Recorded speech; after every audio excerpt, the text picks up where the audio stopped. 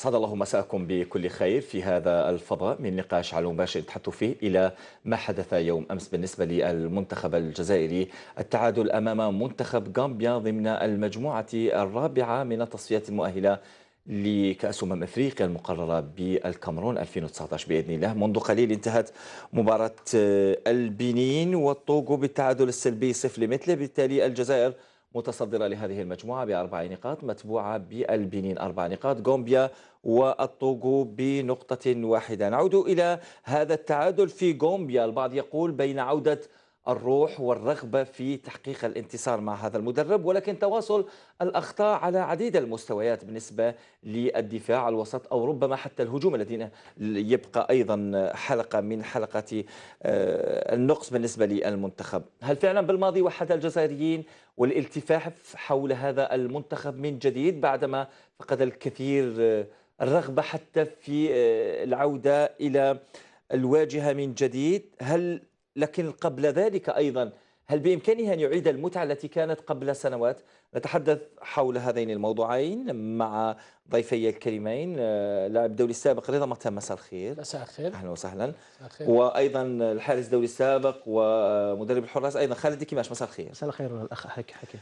أهلا وسهلا. خليني أعود بكم إلى عودة بعثة المنتخب الوطني إلى أرض الوطن في ساعة مبكرة من صباح اليوم بعد رحلة شاقة دامت 5 ساعات تقريبا من العاصمة الغامبية بانجول بعد العودة بنقطة التعادل أمام منتخب غامبيا. اللاعبون كانوا بمعنويات مرتفعة رغم الإرهاق ومشقة السفر. كان معهم أيضا محمد نجيب هنان الذي كان حاضرا لحظة وصول اللاعبين، الذي رصد لنا هذه التصريحات.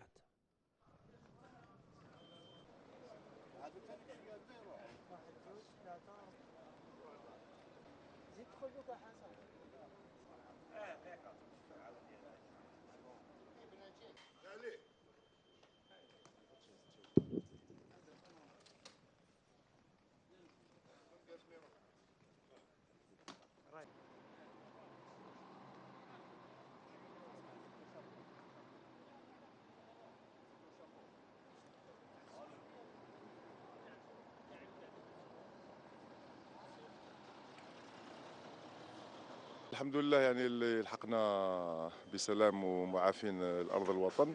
وحقيقة كما كنا صرحنا من مدينة بنجول، يعني الأجواء يعني خاصة يعني الظروف الأمنية ما كانتش يعني موفرة باش يعني الفريق يدير المقابلة كما يعني وجدناها. انطلاقة جيدة للمدرب بالماضي والطاقم نتاعو، وخاصة يعني أظن بأن يعني الفريق كانت عنده ردة فعل هائلة. À savoir que il y a eu, j'ai vu des ressources que j'avais pas insoupçonné un petit peu, un caractère, un esprit de groupe qui, je suis sûr, dans l'avenir, nous fera le plus grand bien. C'était peut-être même, j'imagine, peut-être même ce genre de situation nous rendent plus forts et font que le groupe est soudé. أبدأ معك رضا متام. طبعا شفنا الظروف التي أخرت المواجهة بتقريبا ساعة ونصف، أو بالضبط ساعة ونصف، من الساعة 5:30 إلى غاية 7. ظروف مختلفة، أرضية يقال بأنها صعبة. كيف تعتبر نقطة التعادل في مثل هذه الظروف؟ شوف والله حكيم، يعني مقابلة ما نقدروش نصنفوها باللي مقابلة تاع كرة قدم. البارح شفنا أجواء اللي يعني دايرة بالمحيط تاع الملعب وذاك. أنا نظن باللي ما زلنا بعاد على المقابلات. أنا ما نصنفهاش بأن مقابلة تاع كرة قدم، لأن شفنا الجماهير كيفاش يعني دايرة في الملعب، وإحنا في الجزائر يعني تشوف كيفاش، فهمتني، كل الفرق يعني تصيب راحتها، تصيب لأن ليفي بسيكولوجيك تاع اللاعب ويشوف الجمهور كيفاش داير في الملعب، ما تكونش عنده نفس المردود، ما تكونش عنده نفس المردود كما يكون ألاز. ils sont pacifiques certes، ولكن هل هذه المقابلات نشوفوها في اوروبا؟ هل هذا الوضع اللي رانا نشوفوها لازم على الفيدراليه؟ افريقيا، انت من لا، افريقيا. هي رانا في افريقيا، ولكن شفنا بلدان اخرى اللي ما تكونش هذه الامور. هذه ما لازمش تكون هذه الامور في تصفيات يعني كاس افريقيا في الملعب. انا نظن باللي النقطه يعني لاعبين ادوا ما عليهم، خاصه في ارضيه كما هذه، ارضيه يعني اللي ما تصلحش لكره القدم، خاصه في الاوضاع اللي فاتوا عليها اللاعبين. والمدرب راهو صرح باللي فهمتني النقطه هذه ان شاء الله تخدمنا في المستقبل. جميل. لكن خالد كيماش البعض يقول بأنه لم يكن هذا ربما كان مبالغا فيه، لم يكن ذاك الضغط أو العنف بالنسبة من الجماهير. الجماهير تحب رياض محرز، تحب البطولة الإنجليزية باعتبار أنها مستعمرة إنجليزية، عندهم المباريات تاع البطولة الإنجليزية مجانا، حبت تشوف رياض محرز، ذاك الضغط الكبير، وبالتالي لم يكن ذاك العنف. ألا ترى بأنه كان فيه تهويلا ربما لهذا الضغط؟ هي على كل حال سيفريك ما كانش كاين بصح كما يقول لك الجو العام، الجو العام للمقابله ما كانش مهيئ. يعني دوك انت تروح تسخن العضلات تاعك باش تلعب المقابله على الخامسه والنصف، تسيب روحك انت حتى المقابله تبدا على السابعه. جا هذا كاين اون غروند فاز دو كونسونطراسيون. ابري دوك تلعب ما تلعبش، وبعد كي تدخل الملعب كما كان يقول زميل رضا، تدخل انت تشوف حوالي 3000 ولا 4000 مناصر شو دايرين. دوك انت سيفريك كي زيتي باسيفيست، شحال انت عارف لا رياكسيون تاعهم، انت تحب ولا تكره. دوك انت اللاعب هذا في لا شعور تاعو عنده هذيك كما يقول لك هذيك الرهبه، ولا يقول لك انا كش ما نسجل ولا كش ما يصرى ولا شكون راه يحبسهم. ما تقدرش تعرف انت على كل حال. دوك خلاص المقابله نقدروا احنا نتكلموا هكذا، بصح اللاعب في هذاك لو مومون هذاك ما تقدرش تعرف انت كما يقول لك لا رياكسيون تاع المناصر. ايماجين انت تسجل ولا دير لقطه غير رياضيه ولا يصدموا، وبعد شكون يحبسهم هذوما. ميم خالد البروتوكول تاع ماتش دو فوتبول ما كانش البروتوكول تاع مقابله كره قدم هي الحاكم يخرج من غرفه التغيير، ويخرجوا الفرق 2 فرق يخرجوا ويديروا. ما شفناهاش، شفنا 2 فرق في الميدان والحاكم صفر، داروا ليم ناسيونال. هذه ابسط شيء، بروتوكول دو ماتش دو فوتبول، فهمت؟ لازم يخرجوا من غرف يعني التغيير. هذا شيء خطير حكيم. لازم الفيدراليه دير تقرير وما تروحش لاكاف، باسكو لاكاف هما يتسامحوا. انا شفناها كيفاش يعني محافظ مقابله خلاهم يلعبوا. لازم نروحوا لافيفا ونشوفوا، لازم الامور كما هذه ما تصراش. جميل. خليني ابقى معك طبعا نظام تام بالنسبه لهذه النقطه. البعض يقول بأن المنتخب شاف ربما وجها آخر، رغم ما شفناش مباراة كبيرة، ولكن شاف قليلا من عودة الروح اللي كانت غايبة. هل تشاطرهم الرأي في هذا؟ لا بالطبع يعني شفنا لاعبين اللي كانت عندهم رغبه، فهمت؟ سورتو فهمتني اون ديفونس، ما عدا الغلطه اللي ارتكبها سيت اون ايرور انديفيدويل، فهمت؟ المدافع بن سبعيني يعني تحمل المسؤوليه تاعها. لو جيست تاعو اللي راح الى ايزيتي دو فرابي، كان في تصريح اليوم قال انا نقول له خليه وهو يقول لي خليه. لا يا اخي ما يقولكش هي اون بال كونت فيان في لاكس دو بوت، لازم يفو لا ديجاجي، تخرجها في ركنيه او للتماس، او انت هو لا ريسبونسابيلتي تولي ليك انت لا ريسبونسابيلتي. نظن باللي هذه غلطه يعني دفاعيه، معليش فهمت، نشوفوها باللي فهمتني. ولكن المردود تاع المنتخب الوطني في الوضع اللي رانا شفناه المقابله، انا والله انا مرتاح لهذا، خاصه مع المدرب بالماضي اللي عرف كيفاش يتكلم مع المدرب مع اللاعبين يعني. هل فعلا خالد كيماش بأنه عودة الروح إلى هذا المنتخب بمجيء جمال بالماضي، ما الذي تغير بالنسبة للاعبين؟ هل اللاعبين يقدروا يرفضوا اي مدرب ويقبلوا اي مدرب؟ هل هذا الامر يحصل في كل منتخبات العالم؟ بروبليم دو كريديبيليتي. يعني شوف اللاعب كما يقول لك اللاعب اللي تو سوف ان كون، كما يقول لك سوف دوك اللاعب يجي يقيم المستوى تاع المدرب في كما يقول لك يقدر يقيم المستوى تاعو في ظروف كما يقول لك وجيزه.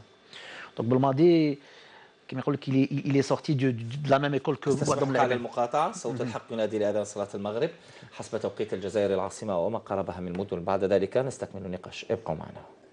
أهلا بكم مشاهدي الأفاضل من جديد في هذا الجزء الثاني من نقاش على المباشر لنخصه إلى ما حدث يوم أمس بالنسبة لمباراة المنتخب الجزائري. نتحدث عن النقطة التي تحصل عليها المنتخب الجزائري لكرة القدم. هل فعلا عودة روح المجموعة، ولكن مقابل ذلك فيه تواصل للأخطاء على المستويات الثلاث بالنسبة للمنتخب بالماضي؟ هل فعلا وحد الجزائريين بعد خيبة الأمل التي أصابتهم منذ كأس أفريقيا 2017 حول منتخبهم؟ ولكن التساؤل دائما يطرح، هل تعود المتعة التي كانت في فترة سابقة؟ أتحدث خصيصا في المونديال. منذ قليل في ذات المجموعة الرابعة منتخب الطوغو والبنين تعادل سلبيا 0-0، وبالتالي المنتخب الجزائري يتقاسم صدارة المجموعة مع المنتخب البنيني ب4 نقاط، غامبيا والطوغو بنقطة واحدة. كنت توقفت عند ضيفي خالد دكيماش حول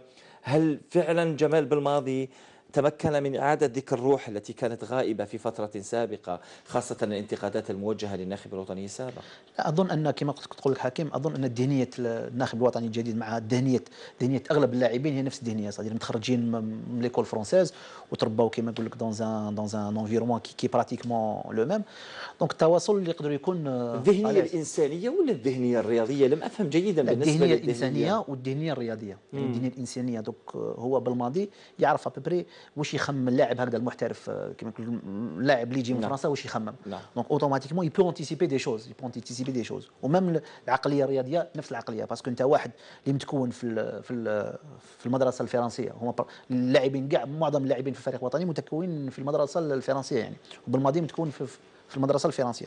دونك هذا ça c'est un avantage par rapport le sélectionneur par rapport les joueurs. donc la communication جوج ما يخفالكش باللي اللاعب بالماضي لاعب لاعب ناخب بالماضي لاعب مدرب شاب في عمره 42 سنه يعني. دونك ميم العقليه تاعو اللي بلوز او مون بروش دي جوار.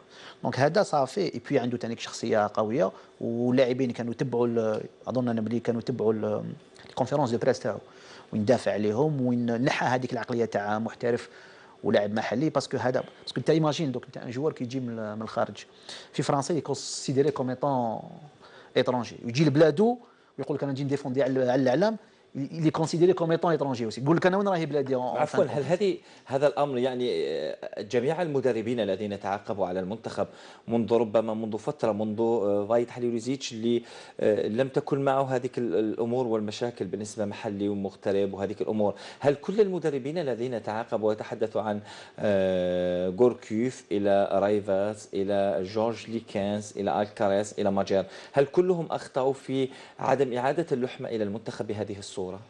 لا هو شوف المشكل تاع محلي، وهذا كيما يقول لك سي لي جورناليست هما كي اون كري هذا البروبليم. هي مدرب بون برانسيب كيجي، شفنا الفريق المغربي في الصحفيين هما من داروا. لا هذا البروبليم تاع محلي اوكي. هذا البروبليم تاع محلي وتاع لاعب محلي، باسكو كيما نقول لك انت تشوف ليكيب تاع المغرب اخر كاس العالم ما كان اي لاعب محلي. بورتون ايزون في انا بور موا ايزون في ان مونديال ريوسي. هي احنا المشكل تاعنا كيما يقول لك هي en principe l'équipe nationale tu dois prendre les meilleurs. Ou les meilleurs je pense pas qu'ils soient ici. Les meilleurs ils sont à l'étranger parce que انا بالنسبه لي واحد كيكون هنا meilleur automatiquement il faut qu'il aille jouer à l'étranger. توافقون الرأي في هذه النقطة؟ بالطبع 100%. لان شوف حكيم الافضل بالضروره يروح خارج الجزائر. يتكلموا كاين يعني شفت كلام حول يعني لا شامبيونز ليغ وشامبيونز ليغ، يقول لك فرق تاعنا الجزائريه راهي يعني تمارس في الشامبيونا وتدي القاب وراحوا اون فينال شامبيونز ليغ. ما نساكش يا اخي باللي فرق ما بين فريق ومنتخب. المنتخبات الافريقيه كل اللاعبين تاعهم محترفين. بالعكس النوادي تاعهم لاعبين يلعبوا في بطوله افريقيه.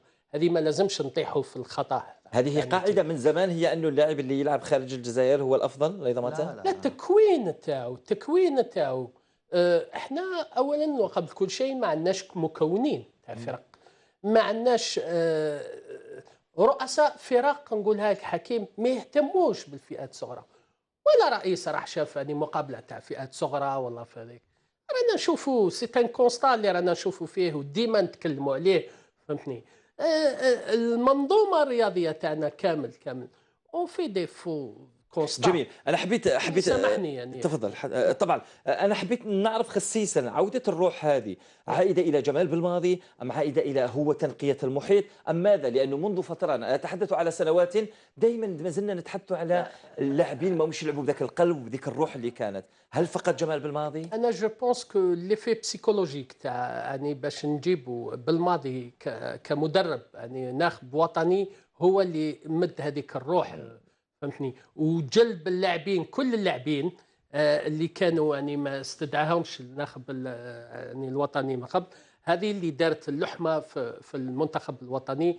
ولكن انا نقول باللي هذه اخر فرصه لهذا اللاعبين، لان السن تاعهم راح يتقارب 30 سنه، وهذه ان شاء الله اخر فرصه تاعهم، لان عندك اون كوب دافريك ان كاليفيكاسيون دو كوب دو موند. لا بلوبار راهم في السن الثلاثينات، 27 28. صحيح ما تقول، 8 لاعبين تقريبا، 7 لاعبين فوق 33 سنه، ويعني شيء مؤسف كون هذا المنتخب هذا يروح بدون لقب.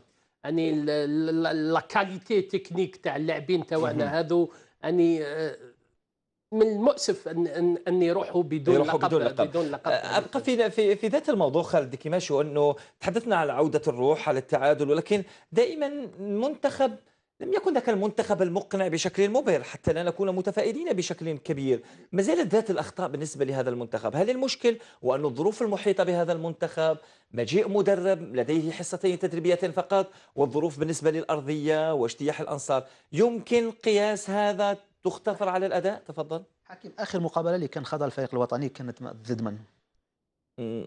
ضد البرتغال اخر مواجهه. يعطيك صح. واش كانت النتيجه حكيم؟ وقبل انهزمنا في 4 مباريات متتاليه. بارك الله فيك. دونك انت شوف دون الفوتبول اون جينيرال توجور ان افون. دونك حنايا كيما نقول لك هذه اول مقابله للناخب الوطني الجديد. دونك ما تقدرش انت دو جور اون دوما كنت كيما نقول لك اسفل السافلين، ابري لو ماتش دابري تولي او سومي. كاينه كيما نقول لك انسان كيما نقول طالع في طلعه هكذا، يا اون روت ان شومان ابخوندر ان سارتان مومون. دونك انت راك هو المدرب على باله وين راح بالحق. لا شوز لا بون شوز اللي داروا في الفيدراليه هو كي سينيو ان كونترا تاع 4 مع هذا المدرب. دونك راح يخلوا له الوقت باش يكون هذا الفريق. باسكو بون انا كيما نقول لك جو سوي سور 100% بلي لو بروشان ستاج يفا يفوار انكور دو لي جوار جدد. باسكو هو الى با كيما نقول لك هاد لا ليست هذه دارها اون اورجونس، تادير الى في ان ماتش. وهو ذات التصريح اللي قالوا قال انا هذه القائمه خص يسني مباراه غامبيا من اجل الفوز. بارك الله فيك. دونك هو مع الوقت يفا كونستيتوي سون جروب ا بارتير دو لا كيما ايلوزيتش كون ان جروب تاعو ان سارتان مون يفا كونستيتوي ان جروب ا بارتير دو لا يفا كيما يقول لك يفا افرونتي لي زيكيب. مي او جور دوجوردي il est toujours au stade de prospection si je peux dire ça. دونك راهو كيما يقول لك ينتقي لاعب. كان هضر على الناس، اظن كان كيما جوار كيما دي جوار كيما فرحات عطال، كاين با مال دو جوار كي مون كون سيليكسيون. هل تتوقع رضا متام بالنسبه لمباراه بحد عام، هل يمكن ان نحمل فقط المشكله الارضيه ومشكله اجتياح الانصار بان المنتخب ربما 4 مباريات لم يفوز، ام انه هذو اللاعبين لم يتمكنوا من اعطاء شيء كبير بالنسه للمنتخب؟ هل الظروف ام ان هذا هو المستوى؟ شوف اللاعبين هذو كانوا يلعبوا في ظروف غير هذه، يعني غير ظروف تاع ارضيه، يعني اون اوروب ايزون ديباسي الديبا هذه تاع ارضيه غير صالحه، وهذاك اللاعب يجي يلعب في. ولكن المشكل في افريقيا هنا هو مشكل الارضيه تاع ارضيه الميدان، لان معظم اللاعبين تاعنا سي دي جوور تكنيسيان. ما تقدرش يعني دوموندي من محرز فير دو دريبل وفهمتني سور ان تيران باراي. ما تقدرش دوموندي فهمتني من اللاعبين تاع وسط الميدان. ولكن يعني اذا قد تلعب بنفس الظروف في البنين وفي الطوغو، ربما قد تلعب في ذات الظروف. انا نظن باللي هذا شوف انا نظن باللي ملعب تاع البنين هو ملعب لاباس به. غامبيا بلد فقير فهمتني، وندارك الامر ولازم نديروه في النسيان. هذا يعني لا رونكونتر هذه ليسونسيال سي كون ا يو ان بوين، لان اللاعبين تاعنا هما تقنيين ما ينجموش يلعبوا في ارضيه كما هذه. جميل. عموما خالد دكيماش، المباراه في حد ذاتها عموما وش هي الامور اللي لم تسر في هذه المواجهه حتى لم نتمكن ربما من المحافظه على الفوز بهدف دون مقابل، حتى سجل علينا الهدف بذاك الخطا؟ ما الذي لم يسر؟ الوسط، الهجوم، الدفاع ايضا نفس المشاكل دفاعيا، نفس المشكل في المحور في اللاكس. شي كما كان يقول رضا، احنا نوزافون دي جوار تكنيك. واش معناتها تكنيك؟ فريق اللي يستحوذ على الكره. انت باش تستحوذ على الكره لازم تكون ارضيه الميدان من نوعيه عاليه. وحنا لو بروبليم دونك انت تو با فير دو كونترول، يافي بوكو دو ديشي تكنيك سي بارابور لا كاليتي تاع التيران. دونك لو كونترول ما تقدرش دير، لي باس ما تقدرش دير. كنا نلعبوا دي بال ايريان ودي بال ايريان اون بروفوندور كانوا يساعدوا الفريق الخصم، وهذا الامر هذا اللي خلانا من ميتريزيوش الكره. نعم. اي بي ما يخفالكش باللي الفريق الوطني كاين ورشه كبيره، وهي اول ورشه اظن انا بالنسبه للناخب الوطني الجديد هي ورشه الدفاع. كنا توجور ايتي فيبريل او نيفو دو لا ديفونس. والبارح بون يفو دير كو بنس لابير سونترال براتيكمون جامي يلعبوا كيف سي سا. صحيح. لاريير غوش اوسي سادير سي براتيكمون سي اون ديفونس انيديت بور ان انا بلو ماتش. عجبني خالد اللاعب طهرات لا في ان تري بون ماتش طهرات اللي هو قوي بدنيا وهذاك هو اللاعب اللي كنا يعني يقدر يتحسن اكثر رضا مسير. بالطبع سي ابري فو كلي دي زابيتود القوه البدنيه تاعو الطول تاعو تسمح له في الكرات يعني الهوائيه كيفاش يعني كل الكرات كان بالمرصاد لهم الى توت لي كاليتي دان ديفونسور لازم له سنترال. خدمه لازم له خدمه. كنا نشوفوا في الصور يعني حكيم يعني ترى هذه كره قدم يعني الصوره كما هذه تشوف يعني مناصرين يشطحوا الميدان. انا ما نظنش باللي اللاعب يكون مركز في كره القدم. والله شيء مؤسف يعني يعني الحمد لله اللي عدنا بنقطه لان بسيكولوجيكمون اللاعب ما ينجمش يلعب. نوليك للارضيه لاعب كره قدم هو لعب اون توش دو بال فهمتني حكيم. نعم. شفنا اللاعبين تاعنا كانوا زيتي اوبليجي باه يدير ان كونترول وهذه تضيع دي سكوند في هذيك ان كونترول اون بلوس سي دي سكوند او موا اي سي لو جو رابيد هو كي تكون عندك يعني في ارضيه صالحه للميدان. انا نظن باللي التقنيين ما لازمش يشوفوا في هذه المقابله والمردود تاع اللاعبين تاعنا في هذه المقابله. لم تجيبوني بشكل عام بالنسبه لأهم الأمور التي لم تسر في هذه المواجهة. أوكي، نتحدث عن الأرضية، نتحدث عن الظروف الصعبة بالنسبة لاجتياح الأنصار، نتحدث على أن المنتخب لم يفز في 4 مباريات مع مدربين مختلفين أيضا وتداول هؤلاء المدربين. ولكن وش هي الأمور التي لم تسر في هذه المواجهة؟ أين مكمن الخلل أيضا؟ لا حكيم كما كان يقول رضا، كما يقول لك الظروف اللي درات فيها المقابله مش ظروف لا يمكن الحكم تماما. ما تقدرش هذا سي فريمون ان ماتش. انا بور موا سي فريمون ان ماتش ابار. ولا كما كان يقول رضا ما تقدرش تسميها كاع مقابله كره القدم. دونك انت تو تيشوف تلعب ماتش وبعد ما تلعبش تو جوي ابري 1 اور ديمي. هم بعد في هذيك الساعه ونص قال نلعب ما نلعبش نلعب ما نلعبش. كان الجوار راح يبحر التركيز تاعهم بعد تدخل تلعب المقابله في هذيك الظروف ارضيه الميدان وكلش. دونك سانسيرمون في هذه المقابله هذه ما تقدر تو بو نو بورتي اوكان جوجمون على اي لاعب. اظن بارتي دي بروشين رونكونتر ان شاء الله يقدرون. ولكن لا يمكن ان تقنعونني ايضا مثلا لا يمكن ان تقنعونني في اثنين بان مثلا مشكل في التواصل بين لاعبين في المحور في مستوى عالي مثل المنتخب. وفيه تصريح ايضا بن سبعين يقول لك انا اقول له خليه هو يقول لي خليه وتقول لي انه هذه فقط مشكل ضغط ومشكل. لا يمكن الاقتناع بهذا. شوف يا اخي هذه يعني الهدف نقولوها كما كنا يعني ندافعوا على بن سبعيني. نعم. كي يرتكب خطا ما فيهاش عيب يعني نقولها هو خطا سي اون فوت انديفيدوال. ما كانش تسمع انا الكره جايتني فهمتني في لاكس دو بوت. نعم. ما عندي ولا حل. الحل تاعها هو نرميها باه تبعد يعني المرمى تاعي لان هذا خطا ابتدائي خطا تاع فهمتني. جاريف با كومبروند علاش اني دار لو جيست هذاك ولا. هل يمكن ان يتصلح هذا الامر بمرور المباريات؟ بالطبع هذا الخطا انا على بالي باللي موش راح يزيد يرتكبه لان تسجل هدف راح تكون في الذهنيات ما يزيدش يرتكب الخطا. جميل. سنبقى متواصل في الحديث عن المنتخب بعد هذه الفواصل. إشارة مشاهدينا لا تذهبوا بعيدا. طبعا هو يقول لك هو اللي خليه هو يقول لي خليه هو انا نقول له خليه. هل مسموح به رضا مثلا في هذا المستوى؟ لا في هذا المستوى من غير المعقول خاصة في المنطقة الدفاعية تاعك. صحيح. ما لازمش تخلي يمبال كي فيان في اللاكس وتخليها. لا قال لك يعني صاحبك مدافع معاك يقول لك خلي صافدير باللي يا كيك شوز فهمتني. لازم لا بريمير ايدي هي د لا رومبالي تي كيما هذيك. وانا نظن باللي يعني المدافع دار غلطه يلاسيوم لا فوت تاعو وان شاء الله ما تكررش يعني في جميل. في ماذا يجب الان طبعا ما خالد كيماش ماذا يجب الان؟ هل يجب ان نحافظ على ذات الاسماء هنا ام انه يجب هناك احداث تغيير بين النظر الى ربما بعض الاخطاء الى نفس الصوره التي كانت سابقا لانه ما شفناش شيء كبير وان قلتم في اثنين بانه لا يمكن القياس على هذه المواجهه. سي سور قلت لك المدرب انا بالنسبه لي عنده ورشه كبيره اللي هي كما قلنا دفاع ووسط ميدان وهجوم. ودونك واش معناتها ورشه صافي دير كي فا رامني اونكور دوطر جوار يزيد يفا فير اونكور دي زيسي. كاين مقابلات وديه وكاين مقابلات رسميه. اظن ان فريق هاد كما يقول لك حنا راح نتاهلوا ما يفو با با سمونتير رانا طايحين في جروب تري فابل تاع بولي كاليفيكاسيون تاع لا كوب دافريك. دونك حنا سي لا سور خوف لا خوف لا خوف علينا على كل حال في التأهل. دونك هذوما انا بالنسبه لي راح تكون مقابلات تحضيريه الى فاز فينال تاع لا كوب دافريك. دونك عنده الوقت باش يحضر فريق ولا يحضر ان جروب اللي يقدر يتكل عليه يقدر يتكل عليه في المنافسات في فاز فينال تاع لا كوب دافريك.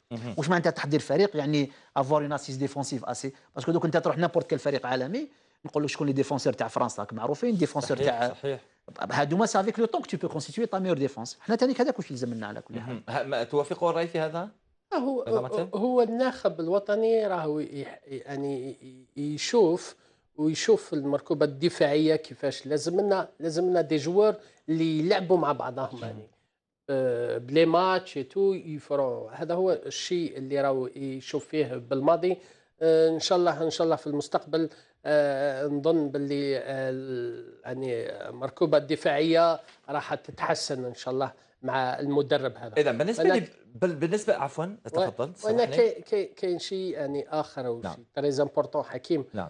سيك النقاد كي ينقدوا الفريق الوطني في ملعب كيما هذا ما تنجمش يعني دير ان كريتيك تاع ان ميليو تيران يعني والله فيه ميليو ربما احيانا قسوه بالطبع على المنتخب. بالطبع خليني نسمع جمال بالماضي ماذا يقول بالنسبة لهذا التصريح عقب المواجهة، لأنه قال بأنه يشعر بالدعم الجماهيري وحتى الإعلامي، ولكن استثنى بعض الأطراف اللي قال بأنها تحاول زعزعة استقرار المنتخب. ماذا قال جمال بالماضي؟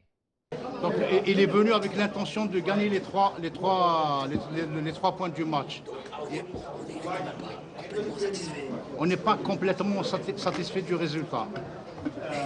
L'attitude des joueurs a été parfaite. Mais l'attitude des joueurs, elle a été parfaite. Avec toutes les conditions qui étaient réunies. Avec toutes les conditions, surtout avant match, qui régnaient autour du stade et tout. Donc, Et les conditions de jeu qui ne facilitaient pas. Et les conditions de jeu qui ne facilitaient pas. يا جماعة ليس هذا التصريح طبعا، بس هذا التصريح كان بعد المواجهة، ولكن وصول جمال بالماضي إلى الجزائر هنا كان فيه تصريح حول الدعم الجماهيري وحتى الإعلامي، يستثنى بعض الأطراف. بعد قليل إذا كان ممكن مع الزملاء خليني أذهب إلى المحور الثاني. هل تشعرون بأنه فعلا فيه عودة توحد بالنسبة للجماهير الجزائرية وحتى اللاعبين أيضا فيه حول هذا المنتخب؟ في فترة سابقة كان شعور بالملل بالنسبة حتى للمنتخب. شوف هما الظروف اللي كانت فيها تعيين الناخب السابق ولا الظروف اللي كان فيها تعيين هذا الناخب الوطني الجديد مش كيف صدير الناخب الوطني السابق او ديبار لي جون لو ريفوزي ماشي غلط رضا صدير او ديبار يعني ريفو براتيكمون دو تو الموند صدير الناس كاع كانت رافضاته او ديبار دونك اوتوماتيكمون كانوا يستناو الناخب الوطني هكذا او روتور. مي بار كونتر لا نوميناسيون تاع الماضي براتيكمون تو الموند ايتي اونانيم ا دير كو سيتي بارك الله فيك. C'est-à-dire tout le monde était unanime à dire que c'était vraiment un bon choix par rapport bon ancien joueur تاع l'équipe nationale وكان احرز القاب مع الفرق اللي يخدم معاها وكان في الفريق الوطني القطري il a fait des résultats. Tout le monde était unanime à dire que c'était le bon choix pour l'équipe nationale. Donc déjà au départ لقى un avis favorable contrairement à l'ancien sélectionneur اللي كان au départ il avait un avis défavorable par rapport à tout le monde. رضا توحيد الجزائريين بهذه الصورة لا يجب فقط إلا بهذه الطريقة، يجب أيضا أنه يتبعه أيضا نتائج. إذا لم تحقق نتائج لا يمكن أن تبقى الصورة بهذا الشكل. شوف حكيم يعني الشعب الجزائري يئس من هذا فهمت الانستابيليتي تاع لي زونترينور. الاستقرار صحيح. لا استقرار يعني شاك فوا نشوفوا مدربين نجربوا مدربين نديروا مدربين. الشعب الجزائري شاف في ابنه هو ابن الجزائر هذا المدرب الكفر شاف فيه يعني كرة عالمية لهم ابن الجزائر وحتى مدرب. لا هو شاف فيه يعني هذه الخصلات هذه لأنه مدرب دار يعني نتائج كان يشرف الجزائريين في الدوري القطري كان يشرف الجزائريين خاصة فهمتني في النتائج اللي دارهم. أنا نظن باللي الشعب الجزائري يعني رسالة لكل الناس اللي حبت يعني البيرتور لونتوراج تاع ليكيب ناسيونال لازم تخليوه يخدم هذا المدرب وما ديرولناش يعني السبه بالمدرب هذا باللي ما فهمت غير كيف. ان شاء الله هذه الرساله توصل لكل يعني الناس اللي حابه يعني لا استقرار للمنتخب الجزائري. يعني نشوفوا في المدرب هذا سي ان اسبوار، سي ان اسبوار لكل الشعب الجزائري. يفو ليسي ترافايي. الاسئله هذيك اللي تجرح، الاسئله اللي ما عندهاش منطق، الاسئله اللي ما عندهاش هذيك لازم نخليوها ابار. يفو ليدي، لازم كلنا يعني نعمل لصالح المنتخب هذا باش نروحوا ليه للامام. هذه هي الرساله اللي الواحد هل هو يقولها. معمول به في كل منتخبات العالم في كل بلدان العالم، وأنه يجب ألا تسأل هذا السؤال واسأل هذا السؤال؟ لا بالطبع أعتقد ذلك. بالطبع. شوف اذهب إلى إنجلترا شوف ستكون أسئلة قاسية. صحفي يسأل سؤال ويقول له سي ان جوار جات ان مايو هذيك، لا سؤال يعني جريح، سؤال اللي فهمتني، هذا مش سؤال يا أخي. هناك أسئلة، لا أسأل في الجانب التقني، أسأل في الجانب البسيكولوجي، أسأل في الجانب يعني البدني تاع اللاعبين. جميل. ما دام ولكن تحدث حول سؤال علاقة كما هذا أنا نظن باللي يجرح، هو متعمد، ما دام سؤال تحدث متعمد على باش يجرح علاقة اللاعب الإعلام يعني بجمال المدرب. بالماضي. جمال بالماضي قال بأنه يشعر بالدعم من طرف الجماهير وأيضا من طرف الإعلاميين، ولكن أيضا قال بأنه بعض الأطراف تحاول تحاول ضرب استقرار المنتخب. supporters يستاهلوا كل خير. Ils méritent vraiment d'avoir une équipe à leur image. C'est un petit peu le discours qu'on a pu avoir avec les joueurs qui ont été très réceptifs à ça. En tout cas, sûr et certain par le peuple. Ça, c'est, le message a été retenu. Après les médias, pour l'instant, il n'y a pas de souci. Il y a toujours deux, trois. Comment dire ça, je ne sais pas comment les appeler. Il y a toujours deux, trois perturbateurs. Mais sinon, dans l'ensemble, j'ai pas à me plaindre. في بعض الأطراف ربما أيضا. لا هو الرأي تاعو صابت يدير، يعني كاين امور اللي هو مستحس بها، الامور جرحاته بزاف يعني في اللقاءات. مدرب جاء اللي يدرب فريق وطني، صاب روحه يعني اون فاس دي جورناليست اللي يجرحوه.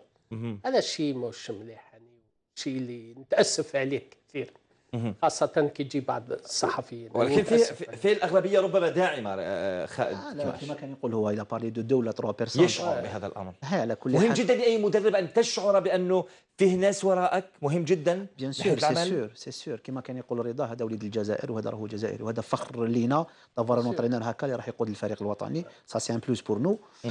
دونك هو كما كان يقول رضا بتاع هذاك السؤال اللي جرحوا تاع رمي القميص. وعلى كل حال صاري حنا اوطون كو حنا نو سوم دي بار، حنا رانا كما يقول لك عندنا دراري درنا دي بيتيز كي كنا صغار، بصح دركا ماذا بينا ولادنا ما يديروش لي من بيتيز. يا خالد في المقابله هذه باش نوجه للراي العام، في المقابله هذيك كنا خاسرين 5-2 مع مصر، وكان جداوي هو الناس لازم تعرف هذاك ما رماش القميص، هو نحن اعطاه له، فهمتني، ما رماش القميص، كان مجروح، هذا اللاعب كان مجروح، احنا شفناه كيفاش كان يلعب. يعني سكو جو دير رضا، انت اوطون كو بير كي تكون جون سيليباتير tu fais des bêtises، ماذا بك ولادك ما يديروهمش. جو بونس كو هو سي لا ميم شوز. هو اوطون كو كونت il était jeune peut-être بون ما رماش على كل حال، ميم سي سيتي الكا، نعاود نقولها ما رماش القميص. الجاس يعني كان باش نكونوا صراحه، حتى ما نغيروش الصوره، الجاس كان يعني حتى بوطاجين ربما اللي صالح بوطاجين ما يهمش. كاين امور باه تخسر ب5-2 ضد مصر، كاين امور اللي فهمتني اتفهم ذلك. هل بامكانه ان يعيد تلك المتعه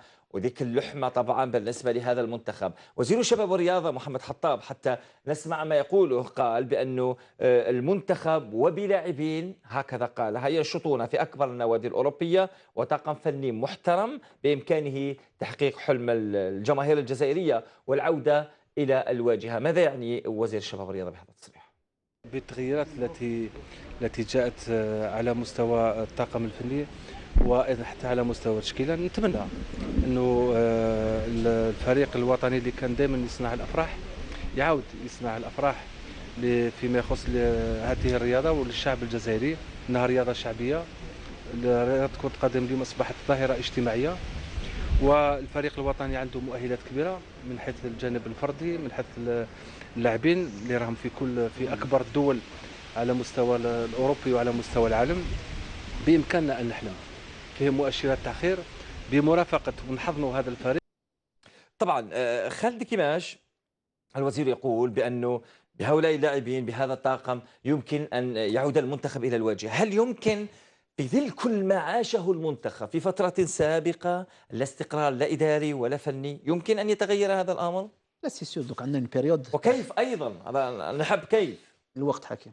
أها. كل حاجه يلزم لها وقت. صحيح. لازم لها وقت، ولازم نساعدوا هذا الناخب الوطني، ولازم حنا كاع اوطونك دو سيبورتور، نتوما جورناليست، الناس اللي راهم في كره القدم، كاع الناس لازم تلتف حول الفريق الوطني، باسكو لا ريوسيت لازم تكون كوليكتيف. وكما كان يقول حنا لي سيبورتور تاعنا نحبوا ولا نكرهوا، عندنا دي سيبورتور اللي يحبوا الفريق الوطني للنخاع. مؤكد. سي غراف، صادير كي نسمع انا دي فوا دي جوار دي يجوا من فرنسا لا يحكوا على الفريق الوطني دون دي شين ايترونجير، يقول لهم سانسيرمون vous voyez les supporters de l'Algérie c'est des supporters تاع حكيم. باش مناصر مقابله تلعب على 8 تاع الليل يروح للستاد على 8 تاع الصباح، هذه ما تكزيستي في حتى بلاد، ما كاينش تكزيستي في كاش بلاد. دونك هذا اللي ماشي يحب قول لي واش هذا. دونك هذا المناصر هذا واش يحوس الفريق تاعو يكون عبك، يكون في دو لو بلو سومي. وحنا ماذا بينا على كل حال عشنا دي بيريود وين كان في كاس العالم تاع 2014 وين كانت الفريق الوطني كان في احسن احواله. يقول لك اونيتي توس دون ان ايتا ديكستاز كنا نشوفوا الفريق الوطني، ماذا بينا نعاودوا نولوا لهذيك لا بيريود. سأتي إليك حتى ما هي الأمور التي قد تتغير. رضا متاب، الوزير يقول ويدعم أيضا بالنسبة للمنتخب، الجماهير تدعم، الإعلاميين يقول لك جمال بماضي بأنها تدعم. هل فقط الوقت هو الذي يعيد هذا الوجه اللي كنا مع المنتخب الجزائري؟ أتحدث عن الفترة السابقة قبل 2017. هو كلام الوزير كلام منطقي. الإجماع، أنا قلت لك الإجماع حول هذا المدرب كان كفانا من استخدام مدربين دوك خلاص فهمتني. مدرب يكون في فريق وطني لمدة 3 أشهر، مدرب 6 أشهر، لا استقرار. هذا مش راح يخدم الكرة الجزائرية لا المنتخب الوطني ولا هذاك. ولكن الإشكال والراحة حكيم كي نشوفوا هذاك الإشكال راهو في الفرق تاعنا، الإشكال راهو في التسيير. أنا معالي الوزير نشوف ونقول له هذا الأموال اللي راهي تصرف على الفرق هذيك، لازم هناك تكون رقابة، لازم تكون رقابة من طرف الوزارة. لازم رؤساء الفرق والفرق يكونوا مستحسين باللي كاين هناك دولة موراهم اللي راهي تراقبهم. ما لازمش يروحوا هذا فهمتني المصاريف اللي راهي نشوفوا فيها بملايير وتروح غدا وما عندناش تكوين، ما عندناش هذيك ولا رئيس تاع فريق تكلم على اني دي سونتر دو فورماسيون. هذوما سي تري امبورطون فهمتني. لازم تكون الامر مقتصرا على الفريق الاول. نتوقع هناك تغييرات. ستقول لي هذا الشيء ما ستقوله، ولكن هل نتوقع هناك تغييرات بالنسبه للمنتخب، بالنسبه لتشكيل المنتخب، لانه تنتظركم مواجهه البنين في شهر اكتوبر؟ كان واحد المقاله فرنسيه واش تقول سي اون با سكونيم يفو ابروندر ايمي سكونا. دونك حنا بدات المدرب الوطني هذا بدات كاين جماعه كان الناس كانت تهضر على كيروس، كانت تهضر على زعما دي نون زونترينور موندياليست زعما، بصح ما جاوش هاد لي زونترينور جا بالماضي. دونك حنا لازم الا بدات حنا ما كناش حابين هذا المدرب، دوك هو عندنا هذا المدرب، لازم نتعرفوا كيفاش نحبوا هذا المدرب هذا. جميل. باش نعاونوه باش يلحق الى اعلى نتوقع مستوى. هناك تغييرات في المنتخب. سي سور قلت لك راهو دون اون فاز ديسي. عاجلا نتوقع؟ لا ماشي عاجل. دوك هو اللي اوبليجي ديسي تو الموند، لازم هو يسيي كاع اللاعبين، عنده مجموعه تاع لاعبين لازم كاع يسييهم. جميل. شكرا جزيلا لك خالد دكماش على حضورك. رضا متاب أشكرك جزيلا. لا شكر حكيم. أنا عندي نداء. تفضل. لأن هناك مسير سابق لوفاق سطيف هو سعود ولاعب سابق هو يعاني. أنا عندي نداء للوزير الشباب والرياضة باش يكون اون بريزون شارج، خاصة أني فهمت الوزير يعني الأول هو في منزله في المستشفى، هو في منزل تاعو، وخاصة الوزير الأول يعني اللي كان بدوي كان في والي ولاية سطيف وتعامل مع هذا المسير هو سعود حسين، اللي في الوقت اللي يعني ليطا ويعني لو ام بي سي صحيح كان واليا الآن وزير الداخلية. صحيح لو ام بي سي تخلات على الفريق هذا، كان هذا المسير هو اللي سيرنا وحده، وكل الناس اللي عطاو الصورة. لا ان شاء الله يعني نهضروا على لا ريكونيسونس ان شاء الله مادام ما يفوتش الوقت ان شاء الله ان شاء الله يكون عنده بريزون شارج. شكرا. وهذه النداء لكل يعني كل اللاعبين، يعني النداء ان شاء الله كل الاسماء اللي مرت. المسير. اشكركم شكرا جزيلا. غدا لدينا نقاش اخر بالنسبه هل يجب ان يكون هناك ضخ دماء جديده ام انه نتحدث ايضا على بالماضي وتصريح حول الالتفاف من البعض، والبعض الاخر يريد ان يحطم غدا باذن الله. اذا ستكون هناك اكثر تفاصيل في حصاد الليلة والهام الذي يظهر أسفل الشاشة. وزارة الشؤون الدينية اللي تقول الأول من محرم سيكون يوم الثلاثاء المقبل، وعاشوراء سيكون يوم الخميس 20 من سبتمبر بإذن الله. ألقاكم غدا في نفس التوقيت. السلام عليكم.